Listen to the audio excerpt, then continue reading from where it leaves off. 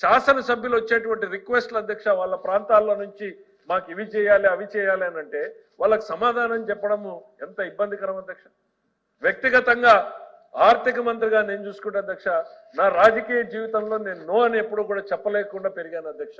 30 సంవత్సరాల రాజకీయ జీవితంలో ఈ 6 నెలల్లో దాదాపు 90% నో అని చెప్పాల్సి వస్తా ఉంటే అది నిజంగా ఎంతో బాధాకరం అధ్యక్ష. ఎందుకంటే పరిస్థితిని వివరించలేము, పరిస్థితి మనకు అనుకూలించేటువంటి పరిస్థితి లేదు. ఈ రోజు దీనికి కారణం ఎవరు అధ్యక్ష?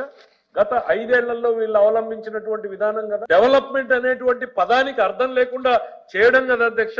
వీళ్ళు ఇంకోటి ఇన్ని మాట్లాడుతున్నారు అధ్యక్ష. సంపద సృష్టి అయిపోయింది అధ్యక్ష.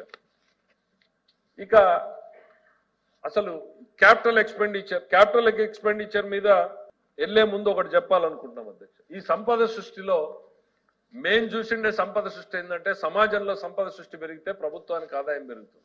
మరి వాళ్ళ సంపద సృష్టి ఏంటంటే అధ్యక్ష వాళ్ళు మద్యం ఆదాయాన్ని డైవర్ట్ చేశారు. వాళ్ళ ప్యాలెస్ లో సంపద పెంచుకోవడం చూశారు, వాళ్ళ ఎస్టేట్లలో సంపద పెంచుకోవడం చూశారు.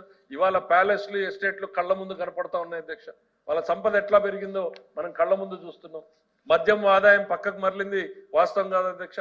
ఇసుక ఆదాయం పక్కకు పోయింది, వాస్తవం కాదా? మైనింగ్ ఆదాయం పక్కకు పోయింది, ఆదాయం కదా. మేమేమో రాష్ట్ర ప్రభుత్వానికి ఇవాళ ఆదాయం పెంచుతున్నాం. మీరు ఈ సంవత్సరం చూడండి అధ్యక్ష, ఒక్క ఎక్సైజ్ శాఖలోనే ఎంత ఆదాయం పెరుగుతుందో మీరు చూడండి అధ్యక్ష. ఇదేది రాత్రికి రాత్రి రాష్ట్రంలో ఎక్కువ మంది తాగలేదు అధ్యక్ష, ఇంకా తక్కువే తాగుంటారు. కానీ ఆదాయం ఈ రోజులు పక్కకు పోయింది. ఇవాళ రాష్ట్ర ఖజానా లెక్కొస్తుంది మేము అవలంబిస్తున్నటువంటి పాలసీల వల్ల.